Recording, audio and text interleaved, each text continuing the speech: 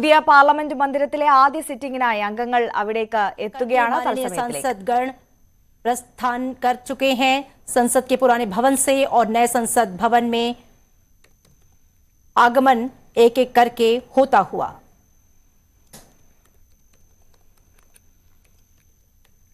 सांसदों के साथ नए संसद भवन पहुंच चुके हैं प्रधानमंत्री नरेंद्र मोदी। नया परिसर, नया संसद भवन, नई उम्मीदें, नई आशाएं, नया आगाज और सांसदों का उत्साह। और ये उत्साह नारों में आप सुन सकते हैं।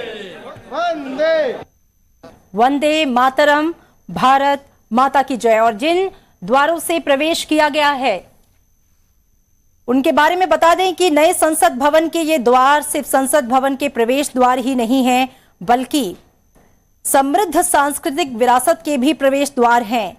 तो इन द्वारों से प्रवेश करते हुए माननीय सांसदगण, प्रधानमंत्री ने उनकी अगुवाई की। प्राचीन भारत की सांस्कृतिक विरासत का विहंगम दृश्य जो है वो नए संसद भवन में जो है दिख रहा होगा। संसद के नए भवन के पूरब में उत्सव द्वार है, गरुड़ द्वार है, वहीं उत्तर में उत्सव द्वार गज द्वार है। दक्षिण की बात करें तो अश्व द्वार है, उत्तर पूर्व में हंस द्वार है और दक्षिण पूर्वी द्वार शार्दुल द्वार है। तो वहीं पश्चिम में मकर द्वार है। तो ये 6 द्वार संसद में प्रवेश करने के, और हर द्वार जो है वो एक कहानी कहता है, इतिहास से प्रेरित है और उसका अपना एक निहित संदेश है। इतिहास की नींव पर स्वर्णिम भविष्य की ओर बढ़ते कदम, नए युग का शुरुआत, नए संकल्प के साथ नए भवन में प्रवेश। संसद के नए अध्याय की आज से शुरुआत हो गई है। लोकतंत्र, दुनिया का सबसे बड़ा लोकतंत्र, दुनिया का सबसे मजबूत लोकतंत्र, जिसने लोकतंत्र को लेकर पूरी दुनिया को एक राह दिखाई है, एक सीख दी है, आज वो एक नए कलेवर की तरफ रुख कर रहा है। आत्मनिर्भर भारत की झलक पेश कर रहा है और नए परिसर की तरफ प्रस्थान करता हुआ हमारा संसदीय सफर, जिसकी आत्मा, लोकतंत्र की आत्मा वही है, लेकिन एक नए शरीर में ये प्रवेश कर रहा है। अपने आप में बेहद महत्वपूर्ण, बेहद ऐतिहासिक, बेहद भावुक पल। नया परिसर जिसकी हम बात कर रहे हैं, जहां कुछ ही पलों में हम कार्रवाई की शुरुआत होते भी देखेंगे। प्रधानमंत्री नरेंद्र मोदी तमाम सांसदों के साथ नए परिसर में दाखिल हो चुके हैं, प्रस्थान कर चुके हैं। यहां 850 से ज्यादा बैठने की व्यवस्था है। तमाम सांसद बैठ सकते हैं। जो नई लोकसभा की अगर हम बात करें, उसे राष्ट्रीय पक्षी मोर का आकार दिया गया है, जहां बैठने की वर्तमान क्षमता जो अभी रही थी पुराने संसद भवन में, उससे 3 गुना ज्यादा कर दी गई है। तमाम ऐसी जरूरतें भी हमारे सामने थी, जिस वजह से अलग अलग सांसदों से ये आग्रह भी आ रहा था कि अब हमें नए संसद भवन की जरूरत है, जिसके बाद आज हमें अपना नया संसद भवन मिल गया है और नए परिसर की तरफ उसी लोकतंत्र की मजबूती, उसी आत्मा के साथ प्रवेश करते हम। राज्यसभा की बात करें तो यहां 348 सीटें होंगी, जो राष्ट्रीय पुष्प कमल की थीम पर है। साथ ही नए भवन में जो संयुक्त सत्र अगर होता है, उसके लिए 1200 से ज्यादा, 1250 से ज्यादा सीटों का समागम है। यहां 2 विधायी कक्षों के अलावा नया परिसर केंद्र है, जहां अतिरिक्त संवैधानिक हॉल भी है। इसके अलावा बहुत सारी खासियतें हैं जो हमारे इस नए संसद भवन से जुड़ी हुई हैं।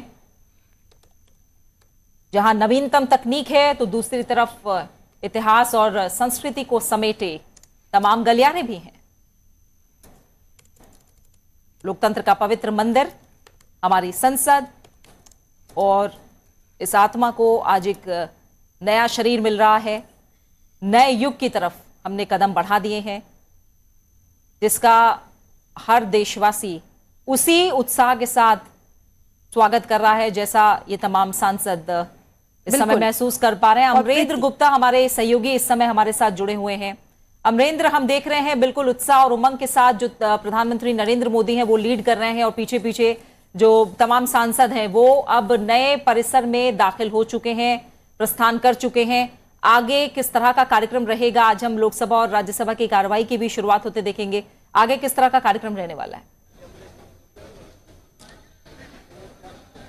प्रीति, आज का दिन खासा ऐतिहासिक दिन माना जा सकता है जब संविधान सदन के गेट नंबर 4 से सभी सांसद प्रधानमंत्री जी की अगुवाई में निकले।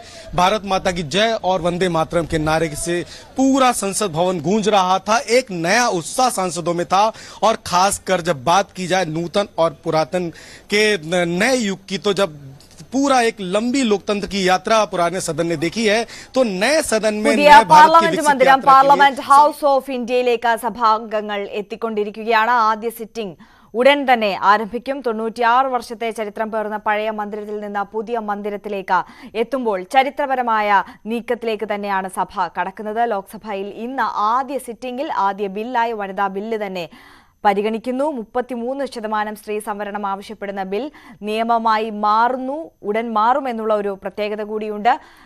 ആർ രാഗേഷ് വിവരങ്ങളുമായി ചേരുകയാണ്. രാഗേഷ്, പുതിയ മന്ദിരത്തിലേക്ക് സഭാംഗങ്ങൾ എത്തിക്കൊണ്ടിരിക്കുകയാണ്. ഈ പുതിയ സഭയിലെ ആദ്യ സിറ്റിംഗ് അത് ഉടൻ തന്നെ ഉണ്ടാകും. ഈ നടപടിക്രമങ്ങൾ ഇനിയുള്ളത് അത് എങ്ങനെയായിരിക്കും?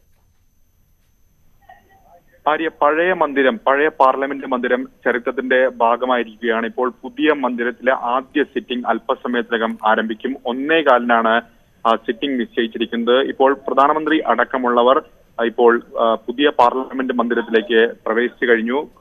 പഴയ പാർലമെന്റ് മന്ദിരത്തിൽ പ്രത്യേകിച്ച് സെൻട്രൽ ഹാളിലായിരുന്നു ഇന്ന് രാവിലെ ചടങ്ങുകൾ നടന്നത്. ഈ പ്രത്യേക യോഗത്തിൽ പ്രധാനമന്ത്രി, ഉപരാഷ്ട്രപതി തുടങ്ങിയവർ സംസാരിച്ചു. ഒപ്പം തന്നെ പ്രതിപക്ഷ നിരയിൽ നിന്ന് അധീർ രഞ്ജൻ ചൗധരി അടക്കമുള്ള നേതാക്കൾ സംസാരിച്ചു. പ്രധാനമന്ത്രി വ്യക്തമാക്കിയത് നിരവധി ചരിത്ര സംഭവങ്ങൾ, പ്രത്യേകിച്ച് ഇന്ത്യയുടെ അധികാര കൈമാറ്റത്തിന് സാക്ഷിയായതാണ് ഈ സെൻട്രൽ ഹാൾ. അങ്ങനെ സെൻട്രൽ ഹാളിന്റെ ചരിത്രമടക്കമുള്ള കാര്യങ്ങളും ഈ സർക്കാരിന്റെ കാലത്ത് നടപ്പാക്കിയ ജമ്മു കശ്മീർ പുനഃസംഘടന, ഒപ്പം തന്നെ മുത്തലാഖ് അടക്കമുള്ള നിയമങ്ങൾ തുടങ്ങിയ കാര്യങ്ങളും പ്രധാനമന്ത്രി തന്റെ പ്രസംഗത്തിൽ പരാമർശിക്കുകയും ചെയ്തു. ഏതായാലും പുതിയ പാർലമെന്റ് മന്ദിരം അത് പാർലമെന്റ് ഹൗസ് ഓഫ് ഇന്ത്യ എന്ന് അറിയപ്പെടുമെന്ന് ലോക്സഭാ സെക്രട്ടേറിയറ്റ് വിജ്ഞാപനം പുറപ്പെടുവിച്ചിട്ടുണ്ട്. പ്രധാനമന്ത്രി തന്റെ പ്രസംഗത്തിൽ വ്യക്തമാക്കിയ മറ്റൊരു കാര്യം, നിലവിലെ പഴയ പാർലമെന്റ് മന്ദിരം അത് ഭരണഘടനാ മന്ദിരം എന്ന് അറിയപ്പെടും എന്നുകൂടി പ്രധാനമന്ത്രി വ്യക്തമാക്കിയിരിക്കുകയാണ്. ഏതായാലും പ്രധാനമന്ത്രിക്കൊപ്പം മറ്റ് കേന്ദ്രമന്ത്രിമാർ, BJP-യുടെ അംഗങ്ങൾ, MP-മാർ തുടങ്ങിയവരെല്ലാം തന്നെ ഇപ്പോൾ പുതിയ പാർലമെന്റ് മന്ദിരത്തിൽ പ്രവേശിച്ചിട്ടുണ്ട്. 1:15-നാണ് സഭാ നടപടികൾ, ലോക്സഭാ നടപടികൾ ആരംഭിക്കുക. രാജ്യസഭ 2:15-ന് തുടങ്ങുമെന്നാണ് നിശ്ചയിച്ചിരിക്കുന്നത്.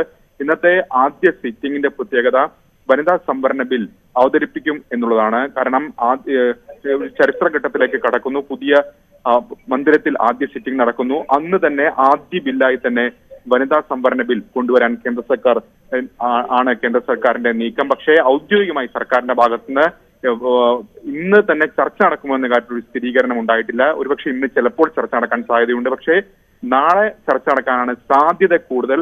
അക്കാര്യത്തിലൊരു കൃത്യതയും 1:15-ന് അറിയാൻ സാധിക്കും. ഏതായാലും നാളെ തന്നെ ലോക്സഭയിൽ ചർച്ച പൂർത്തിയാക്കി വനിതാ സംവരണ ബിൽ പാസ്സാക്കാനാണ് ലക്ഷ്യമിടുന്നത്. കാരണം പ്രതിപക്ഷത്തിന്റെ ഒക്കെ പിന്തുണയുണ്ട്. മറ്റന്നാൾ രാജ്യസഭയിലും ബിൽ കൊണ്ടുവരും. ഏതായാലും അല്പസമയത്തിനകം തന്നെ ലോക്സഭാ നടപടികൾ ആരംഭിക്കും. ആര്യ. ശരി, ആർ രാഗേഷാണ് വിവരങ്ങൾ നൽകിക്കൊണ്ടിരിക്കുന്നത്. പുതിയ പാർലമെന്റ് മന്ദിരത്തിലേക്ക് സഭാംഗങ്ങൾ ഓരോരുത്തരായി എത്തിക്കൊണ്ടിരിക്കുകയാണ്. പ്രധാനമന്ത്രി പുതിയ പാർലമെന്റ് മന്ദിരത്തിൽ എത്തിച്ചേർന്നിരിക്കുന്നു. പാർലമെന്റ് ഹൗസ് ഓഫ് ഇന്ത്യ എന്ന പേരിലായിരിക്കും പുതിയ പാർലമെന്റ് മന്ദിരം അറിയപ്പെടുക. 1:15 ഈ പുതിയ പാർലമെന്റിലെ ആദ്യ സിറ്റിംഗ് അത് ആരംഭിക്കും. വനിതാ ബില്ല് അതായിരിക്കും ആദ്യ സിറ്റിംഗിൽ തന്നെ പരിഗണിക്കുക. അത് ചരിത്രപരമായ ഒരു നീക്കത്തിലേക്ക് തന്നെയാണ് സഭ കടക്കുക എന്നുള്ള സവിശേഷത കൂടിയുണ്ട്.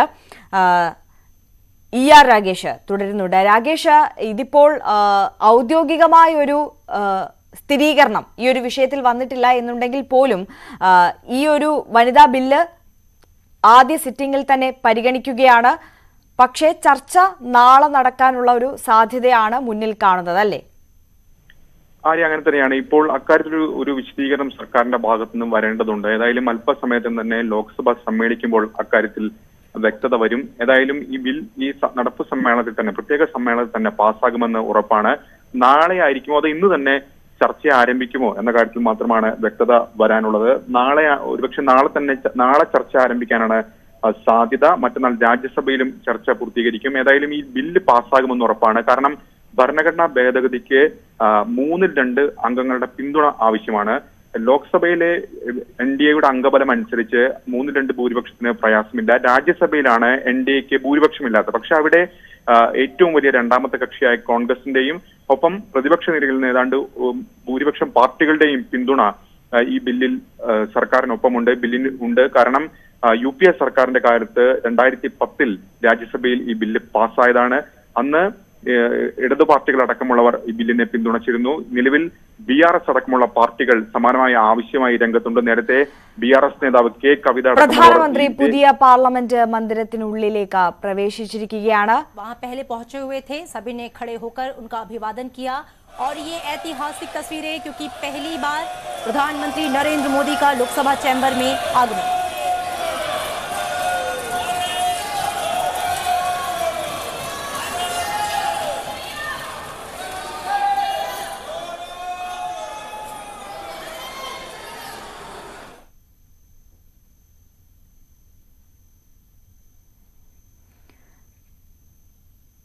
പ്രധാനമന്ത്രി അടക്കമുള്ള സഭാംഗങ്ങൾ ഇപ്പോൾ ഹാളിലേക്ക് പ്രവേശിച്ചിരിക്കുകയാണ്. ആദ്യ സിറ്റിംഗ് അല്പസമയത്തിനകം തന്നെ ആരംഭിക്കുമെന്നാണ് കരുതുന്നത്. ER രാഗേഷ് തുടരുന്നുണ്ട്. രാഗേഷ്, ഈ ബില്ലിന്റെ വിശദാംശങ്ങളിലേക്ക് കടക്കുന്നതിന് മുമ്പ് തന്നെ ഒരു കാര്യം കൂടി, അതായത് നമ്മൾ